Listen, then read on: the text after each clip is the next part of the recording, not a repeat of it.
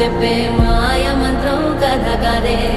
చంటోళ్లను భయపెట్టే భూచోడి కథ కదే తాత ముత్తాతమ్మల భూతాల కథ కదే విక్రమాదిత్యుడు చెప్పిన వేదాళుడి కథ కదే దీపము నుండి దెయ్యం వచ్చే అల్లావుద్దీన్ కథ కదే ఇది ముడత చర్మం ముసలి చెప్పే